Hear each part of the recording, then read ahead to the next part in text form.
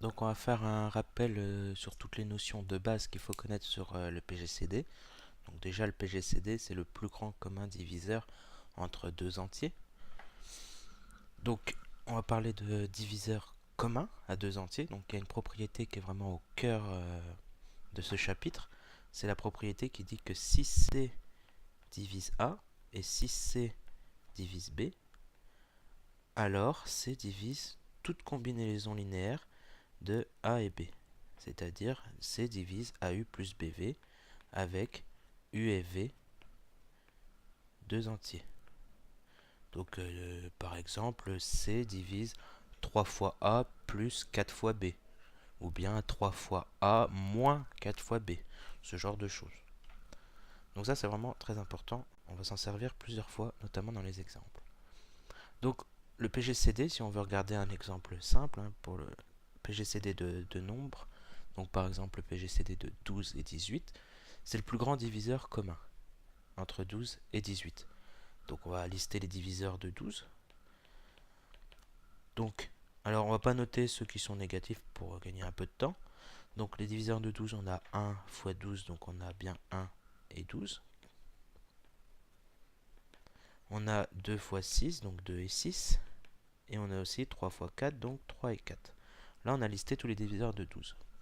Avec les négatifs, donc moins 1, moins 2, moins 3, moins 4, moins 6, moins 12. Donc potentiellement, tous ces nombres-là sont candidats pour être le PGCD, donc plus grand diviseur commun.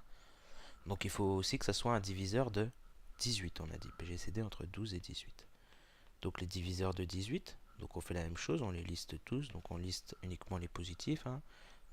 Donc 1 fois 18.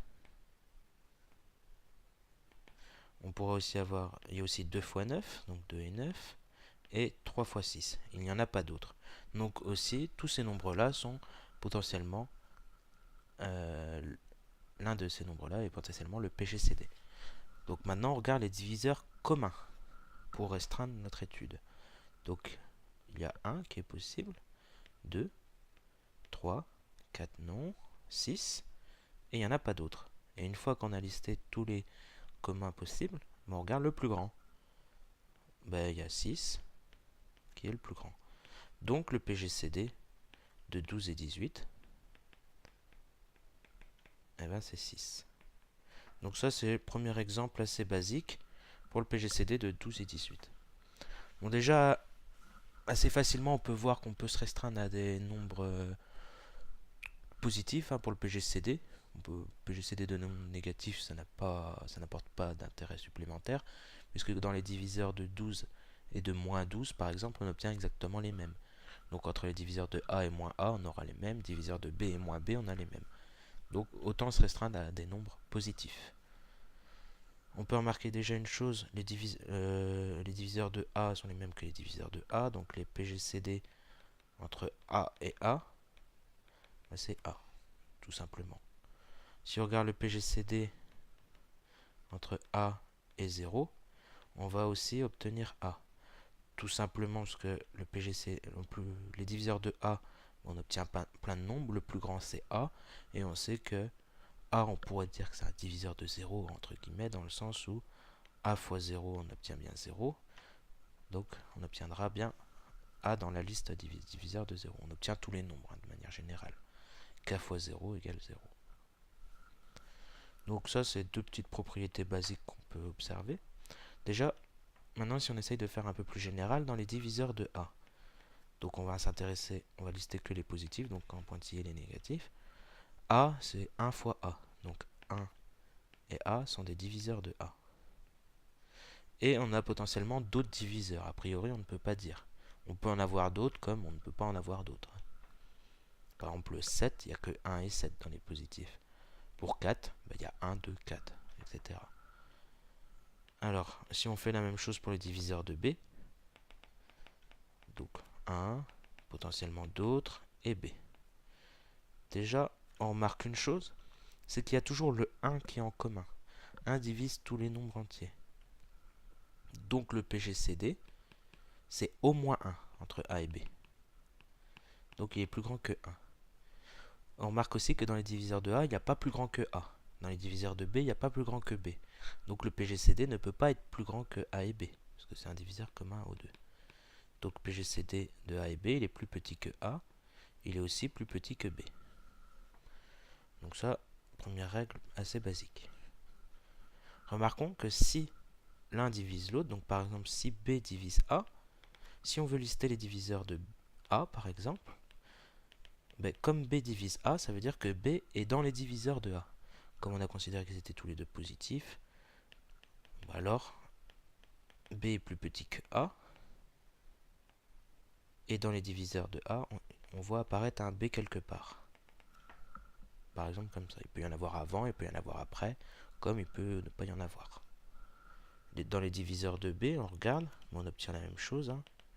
On a 1, sauf qu'on va s'arrêter à B, parce que c'est le plus grand. Bon, il suffit de regarder au-dessus, on s'est bien arrêté à B.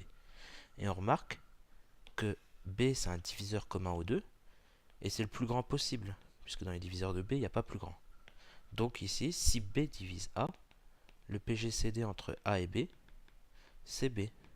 Si A divise B, ben le PGCD serait A. Donc là, on a déjà des premières propriétés assez basiques sur le PGCD. Voyons voir. Hop. Voyons voir pour le PGCD de deux entiers, donc par exemple 7 et n carré plus 1. Donc c'est un exemple assez facile, puisqu'ici, il n'y en a qu'un seul qui dépend de n. L'autre, c'est 7. Donc on a dit que dans les PGCD, ce sont des diviseurs communs. C'est le plus grand diviseur commun de 7 et n carré plus 1. Donc déjà, le PGCD doit diviser 7. Les diviseurs positifs de 7, on les connaît. Les diviseurs positifs de 7 sont, il n'y a que 1 et 7.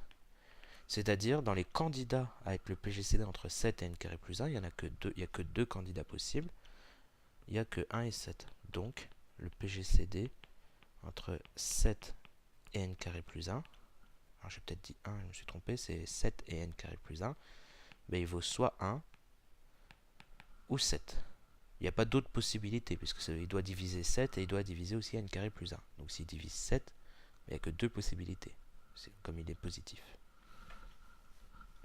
Donc maintenant, il faut regarder si 7 divise n carré plus 1, parce que 1 divise n carré plus 1, donc le PGCD c'est au minimum 1, on le sait ça. 1 c'est bien un diviseur commun aux deux. Par contre, est-ce que 7 c'est un diviseur commun aux deux? 7 divise 7, pas de problème, mais est-ce que 7 divise n carré plus 1? Bon, on pourra regarder hein, sur des cas simples, pour 0 par exemple, 0 carré plus 1, donc on obtient 1, c'est pas divisible par 7. Donc pour n égale 0, le PGCD c'est 1, parce que ça peut pas être 7. Pour regarder pour 1, ensuite pour n égale 1, pour n égale 2, etc. De manière générale, on va faire un tableau de congruence, puisqu'on sait qu'un nombre est divisible par 7, si et seulement si il est congru à 0 modulo 7. Donc on va regarder si n carré plus 1 peut être divisible par 7. Bon, on fait un tableau de congruence. Donc n, donc la congruence modulo 7, on va regarder n carré plus 1. Donc pour 0, on a dit qu'on obtenait 1. Pour 2, donc pour 1, pardon. 1 au carré plus 1, on obtient 2. Pour 2, 2 au carré plus 1, 5. Pour 3, 3 au carré, 9 plus 1, 10. On peut retirer 7, donc ça fait 3 modulo 7. 4, 4 au carré, 16 et 1, 17. On peut retirer 2 fois 7, on peut retirer donc 14. On est à 17, donc 17 moins 14, 3. Pareil, pour 5, 5 au carré, 25 et 1, 26. On peut retirer 21, qui est 3 fois 7. Donc 26 moins 21, 5. Et 6, le dernier cas. Donc 6 au carré, 36. Plus 1, 37. On peut retirer 35, qui est 5 fois 7. Donc on obtient 2. Ça sert à rien de regarder d'autres valeurs de n, entre guillemets, hein, parce que modulo 7, on les a toutes traitées. Parce que si on regarde 7, on tombe sur le cas 0. Parce que 7, c'est congru à 0 modulo 7. Si on regarde 8, pareil, on tombera sur le cas 1 modulo 7, etc. Donc on remarque ici que pour aucune valeur de n, on a n carré plus 1 qui est congru à 0 modulo 7. Donc quel que soit n dans z, on a fait tous les cas, n carré plus 1 n'est jamais congru à 0 modulo 7. C'est-à-dire 7 ne divise pas n carré plus 1. Donc si on fait la liste des diviseurs de n carré plus 1, on ne peut pas la faire, hein, mais on sait juste que dans la liste des diviseurs de n carré plus 1, il n'y a pas le nombre 7. Donc le 7 n'est pas un diviseur commun aux deux. Sachant que les diviseurs de 7, il n'y a que 1 ou 7 dans les diviseurs positifs, c'est-à-dire que le PGCD, il ne peut pas valoir 7, mais il vaut 1. Il ne peut pas valoir 7 puisque 7 ne divise pas n carré plus 1. Donc le PGCD, on a éliminé le cas 7, donc le PGCD entre 7 et n carré plus 1, c'est 1. Alors ça veut dire que les diviseurs communs, le plus grand diviseur commun entre 7 et n carré plus 1, c'est 1. Donc si on regarde les diviseurs communs à 7 et n carré plus 1, il n'y a que 1 dans les positifs. C'est-à-dire ils sont premiers entre eux. Alors, maintenant, calculons le PGCD de 2n plus 1 et 2n plus 3. Donc là, on voit nos deux nombres dépendent de n. Donc c'est légèrement plus compliqué.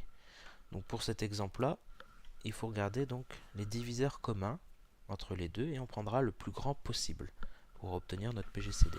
Donc en prenant D, un diviseur commun positif, hein, puisqu'on sait que le PGCD c'est au moins 1, puisque 1 divise les deux nombres à chaque fois. Donc un diviseur commun positif de 2n plus 1 et 2n plus 3. Et là, on se rappelle toute la propriété qui est tout en haut, là, celle qu'on a citée, avec C. C divise A, C divise B, donc C divise toute combinaison linéaire de A et B. On va utiliser cette propriété-là ici.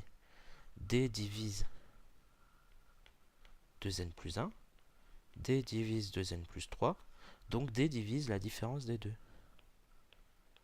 Donc D divise 2n plus 1 moins 2n plus 3. Et ça, si on effectue le petit calcul, hein, ça nous donne 2n plus 1 moins 2n moins 3. Les 2n se simplifient, 2n moins 2n, ça se simplifie. Et 1 moins 3, on obtient moins 2. Donc, D divise moins 2. S'il divise moins 2, ça veut dire il divise 2. Comme D, c'est un diviseur commun, il est de 2n plus 1 et 2n plus 3, il est positif, il divise 2, donc il n'y a que deux possibilités, on n'a que 1 ou 2. Donc ça, c'est les diviseurs communs positifs à 2n plus 3, nous avons que deux possibilités. Les deux ne sont peut-être pas des diviseurs communs aux deux, mais si D est un diviseur commun, il vaut soit 1, soit 2.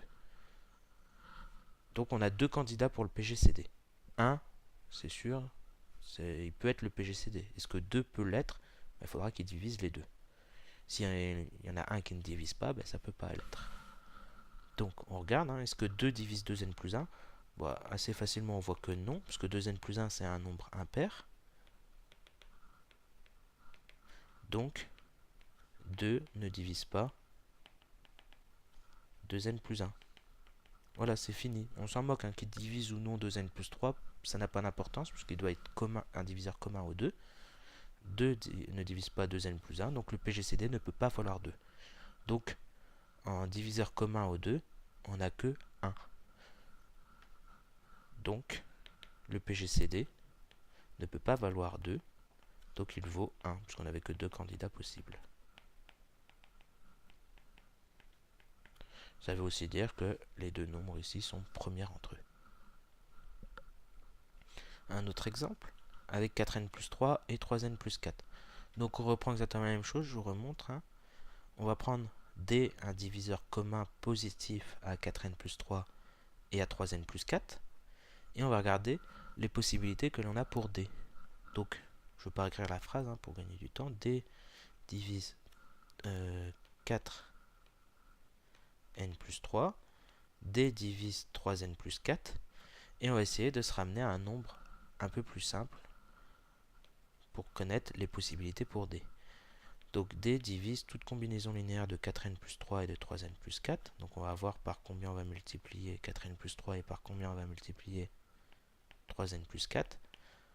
Le but étant d'éliminer les n pour se retrouver avec un nombre simple et sur lequel on puisse déterminer ses diviseurs. Donc on remarque sur 4n plus 3, si on le multiplie par 3, on aura du 12n. Pour 3n plus 4, si on multiplie par 4, on aura aussi du 12n. Il suffit donc de faire la soustraction. pour éliminer ces n. Donc on fait le petit calcul. 3 fois 4n, donc 12n. 3 fois 3, 9. Moins 4 fois 3n, donc moins 12n. Moins 4 fois 4, donc moins 16. Les 12n se simplifient. On obtient 9 moins 16, c'est-à-dire moins 7.